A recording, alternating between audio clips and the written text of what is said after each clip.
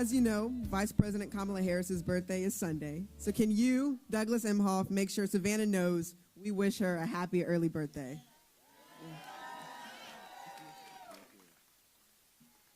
It was just my birthday, and I'm kind of sick of it. So people, I thought you were going to sing happy birthday to me again. And it's like, I'm over that.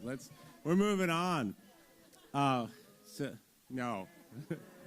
No, that actually was not an...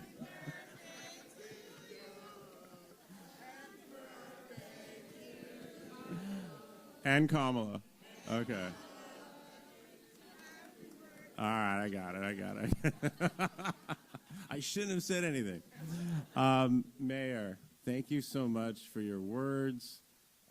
What'd you call me, her boo? Or what? Okay, so I'm gonna use that one now. And I know you were traveling, and this was so important. You came back to make sure that your community gets out there and votes early. And everything you said is right on. Go out there and get it done now, so it's out of the way, so then you can go out there and help the rest of your community come out and vote and get it done. Speaking of the storms, these storms have affected so many people here in Georgia and Florida, North Carolina, and other states here, and just rest assured that Kamala is going to be here with Georgia every step of the way. Thank you, my friend. Thank you. For whatever recovery there is, she will be there as president to make sure everything that needs to get done will get done. And my sister, Maya Harris, isn't she great? Yeah. I was like, she's like these Harris women. I was telling, we did a little video before, and I was just talking about the first time I met Maya. It was basically a job interview. Kamala sent her sister to check me out. And so things were going really well, and I knew it was going to work out, but then I had to get through Maya. And that was a toughie, but I must have done well because here I am. So thank you, Maya. What I've heard, the mayor said it, the early voting here is on a record pace, which means we are getting this message out. Nearly 600,000 votes cast in just 2 days. 600,000. So let's keep that momentum going, because you know what happened in 2020, and you know the exact amount of votes you won by. I wonder how we know that number. So we did do it before, and you did it again in 2022, but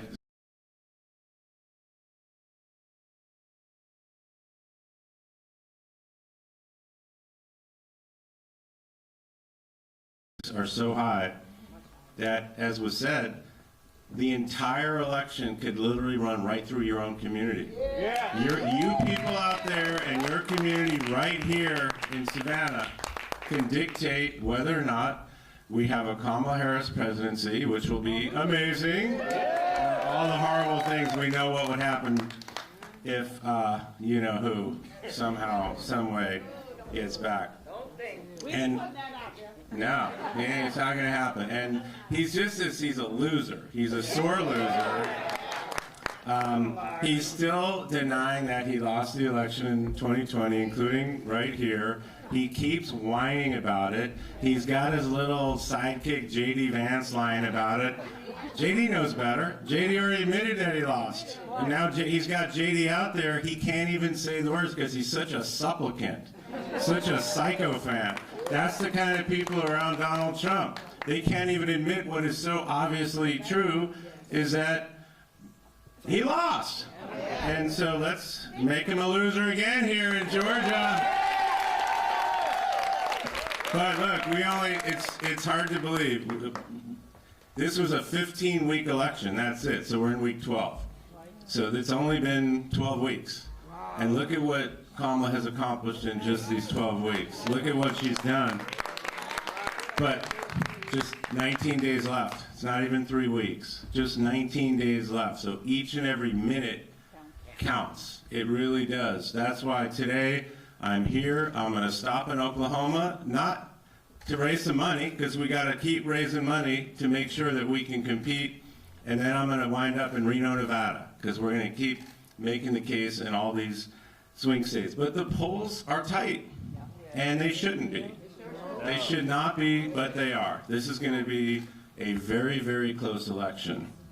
So we are going to do everything we can for every single moment to win this election. And Kamala is not going to let anything or anyone stand in her way to victory. I assure you that. She is literally everywhere right now. She is on offense. She's taken her case to every state and every possible audience. She was rallying with Republicans in yesterday. She is in Wisconsin today with Mark Cuban, an actual successful businessman, not like the other guy. One of the many actual successful business people to endorse Kamala. And she will be in Michigan tomorrow. So you get the hint. She's going to be hustling each and every one of these 19 days. And look at all the media that she's done. 60 Minutes, Howard Stern, Call Her Daddy, which apparently was huge, Stephen Colbert, Breakfast Club, and of course last night, Fox News. Now you saw how tough she is with Bret Baier. Bret tried everything but the kitchen sink threw at her, and she was not having it. And you know what they do on Fox? They try to manipulate and lie and gaslight just like Donald Trump does. And, you know, he tried to sneak in a video that was not the full video, where Donald Trump is literally saying authoritarian and fascist things, like calling fellow citizens the enemy within. That is outrageous and disqualifying, but they tried to, you know, hide it. She called him out, and it was great. She got to go back and forth with Bret, and once again show the American people she will not take any nonsense. Nobody is going to interrupt her, and nobody's going to get away with any BS, lies, or gaslighting on her watch. She's not going to back down to anyone. And this election really is about strength, her weakness, Donald Trump. He is the weak one, and she is the strong one, and that is so obvious to anyone who could just see and just look what is right in front of you. That's right. And she is a fighter. Maya talks about growing up with her. You see all those pictures of the two of them. Not only are they cute pictures, but you can see how fierce Kamala is, even as a 7-year-old, watching out for Maya.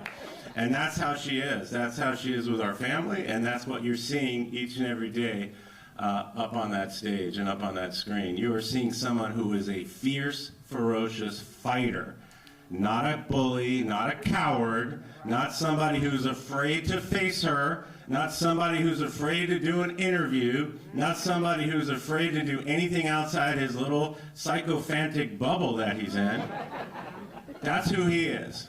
And she is your fighter. She is your fighter. She's going to fight for all of you, and she's going to fight for our country. We're going to fight for her. So Trump, he's avoiding all this stuff, but when he does get it together to actually speak, when he was on Univision, he did a town hall apparently, just a total fraud. Anytime he tries to speak, and he referred to the insurrectionists as we, and he keeps calling it a lovely day. Can you imagine that? An attack on our Capitol?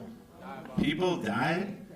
You saw that video. It happened. He caused it. It happened. You can't gaslight your way around that. His handlers are handling him. They are just surrounding him, canceling interviews, didn't sit down with 60 Minutes, won't do a real town hall, won't do a second debate. We know why, because she kicked his ass the first time. They're hiding him because the people that know him the best do not trust him. The people that know,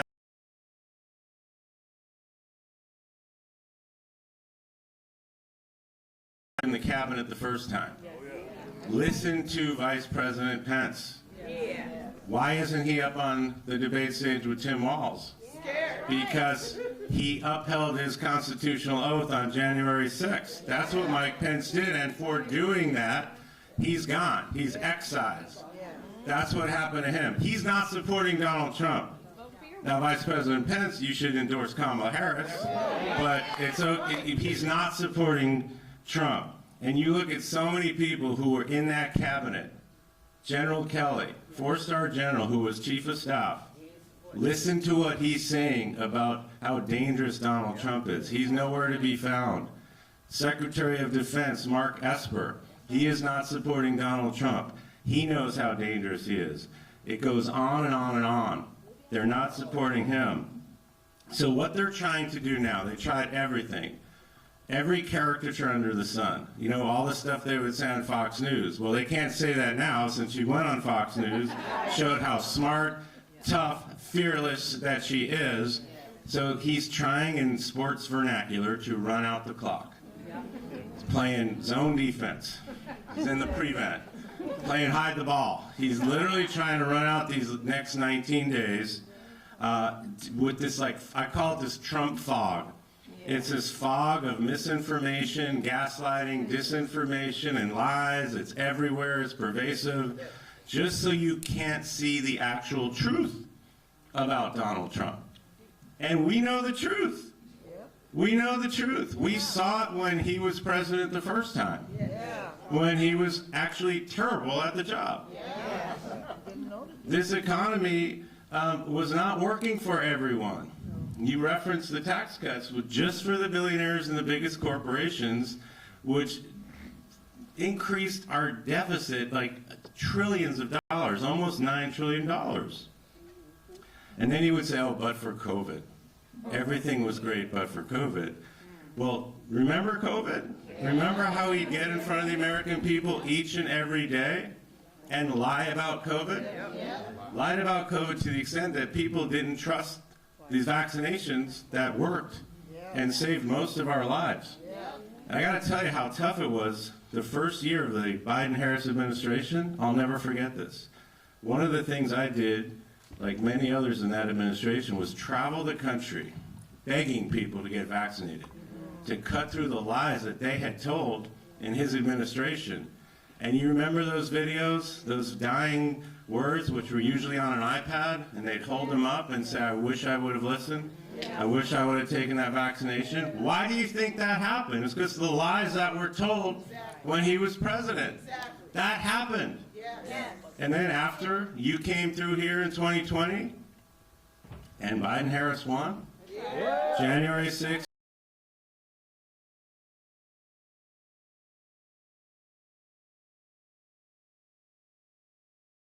way worse now, because you can see the mental degradation. You see it.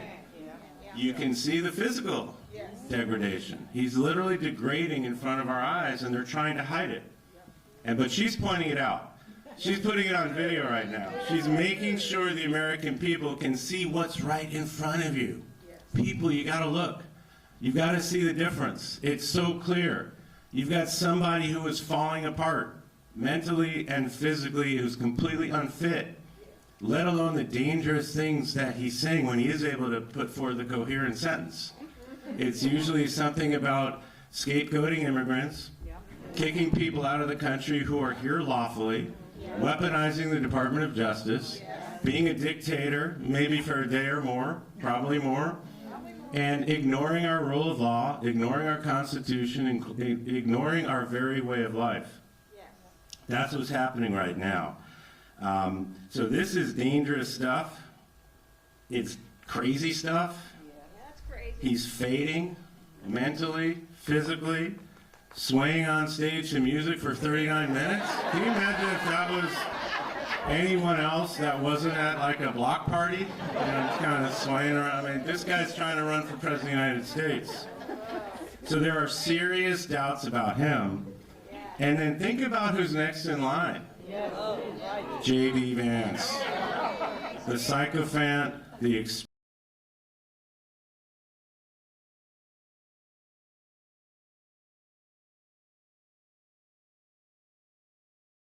including for rape and incest.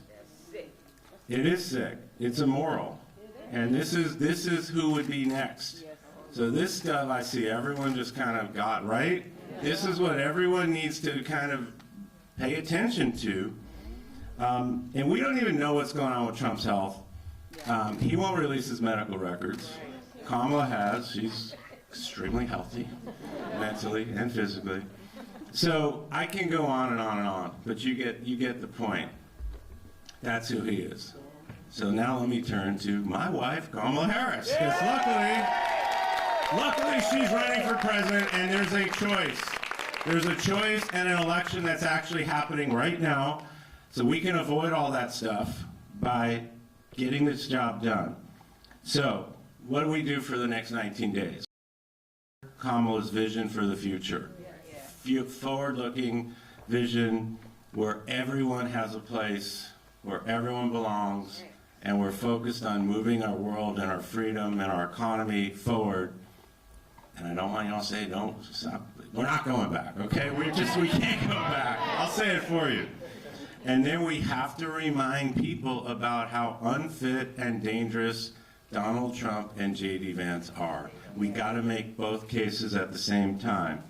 So the good news is the more people learn about Kamala, the more they want to vote for her. So last night was a big deal because that whole world that has been lied to on Fox News about her for 4 years can finally see with their own eyes the truth.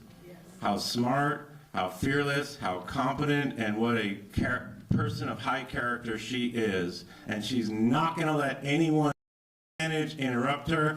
And can you imagine her on the world stage dealing with, you know, world leaders? Like, she can handle Brett Baer and Donald Trump, but she can certainly handle those world leaders. So, you know, the mayor talked about it, Maya talked about it. She has serious plans for us. It's opportunity economy, which she has talked about, pragmatic, real plans for all of us to get ahead. And she's talking about making it easier to buy your first house. She's talking about lowering taxes for the bulk of Americans, not just the select few, his billionaire buddies. Ways to start a small business, tax deductions and other help so we can spur small business growth. Expanding the child tax credits, which we desperately need here to make it easier to start your family. And just this week, she announced her opportunity agenda for black men that will address health equity and help black men access capital with a $20,000 loan to help open a business. This is big news. And you know she's going to stand up for your fundamental freedoms. Women have died here in Georgia because of the Dobbs decision. So you know she's going to continue that fight for reproductive freedom as long as all of our other fundamental rights that are definitely at risk right now. She's going to continue to work and improve maternal health care. Mayor, that $35 insulin for seniors, we got to expand that to everyone, and she's going to work on that. She's the only one of the two that's actually done the work on the border. When she was our Attorney General in California, she was the one who took on the transnational gangs and won. And just talks about it. She's actually going to do something about it. She's going to continue all the great work of the Biden-Harris administration on infrastructure, broadband, chips manufacturing, all these great things that are happening. We're going to continue that and expand it. And we've seen the effects of the climate crisis here in my home state with fires. This is happening. It's real. It cannot be ignored. It cannot be avoided. And you know she's going to continue to combat this climate crisis, not take advantage of it for political purposes like Donald Trump has done with all the lies and gaslighting about what's happening with these victims here. It's outrageous. And of course, this national scourge of gun violence. She is a responsible gun owner. She believes in the Second Amendment. She's not taking your guns away, but we know there are solutions out there that are going to save lives. You know, gun violence is the #1 cause of death for young people in this country. We got to fix that. Okay, like I said, I'm headed to Nevada, then to Arizona, then to Michigan, and then to Pennsylvania. That's my next few days. Everywhere we go, we got people like you turning out in big numbers because they know what we all know, that this is not just the most important election of your lifetime, my lifetime. This literally is it. This is the most important election of our nation's lifetime. And we already know Trump was a failure as president the first time.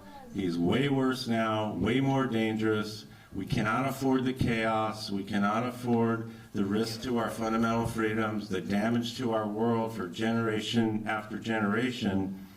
And think about, who do you want selecting the next couple of Supreme Court justices? Your freedom, and be fair. General Milley was a decorated four-star general. He was the head of the Joint Chiefs of Staff, patriot, true American. You know what General Milley said about Donald Trump? Donald Trump is the most dangerous person in this country and a fascist to the core. This was General Milley saying this. So we have to face the facts.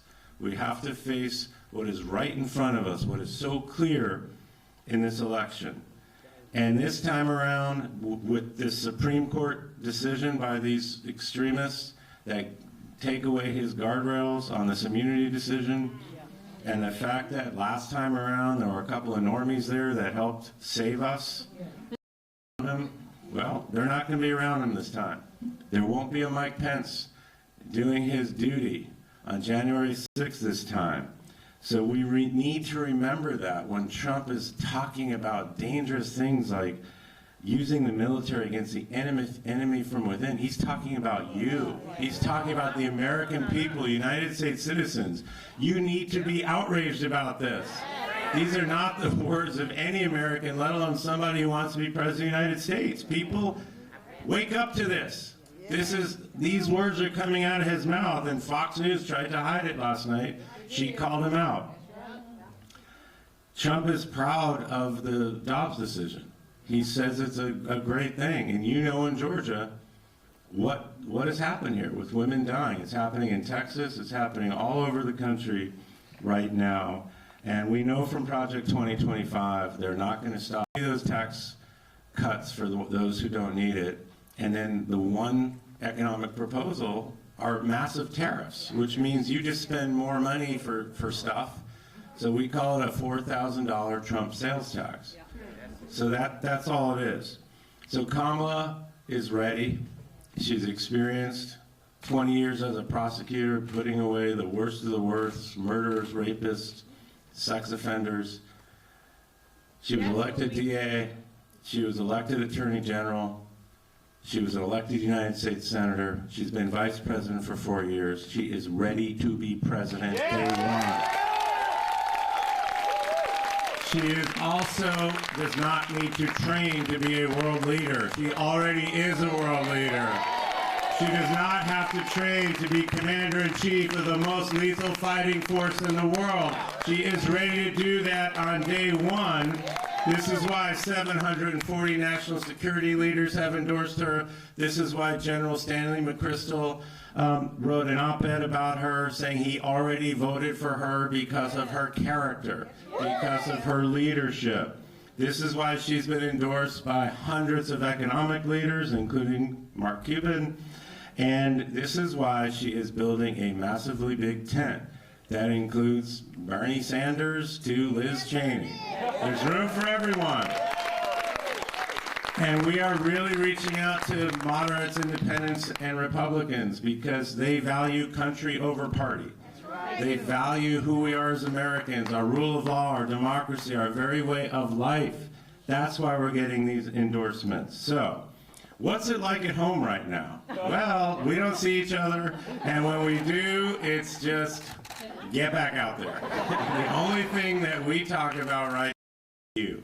The only thing we talk about right now is how we are going to get this done. How are we going to spend these next 19 days winning this election and making sure we are everywhere we need to be and getting the message out and making sure people understand this incredibly stark, important choice. So she stepped up for us. Nobody handed her this nomination. Nobody gave it to her. Nobody challenged her for it. We got it. Because she stepped up when we needed a leader. And she has been the best, most badass version of herself for these last 12 weeks. And she is going to not stop for these next 19 days. So she has been there for us. We now need to be there for her. So my way of doing it is losing my voice, not getting much sleep, and I'm gonna, hustle right to the end of the finish line. And Walls, who says he's gonna sleep when he's dead. That's extreme. I will sleep on November 6th so we can enjoy the administration. So vote early, people. Vote early, knock on those doors, make those phone calls, canvass those neighborhoods, send those messages out there, because when we do, we are going to make my wife, Kamala Harris, the next president of these United States. Let's do this. Thank you.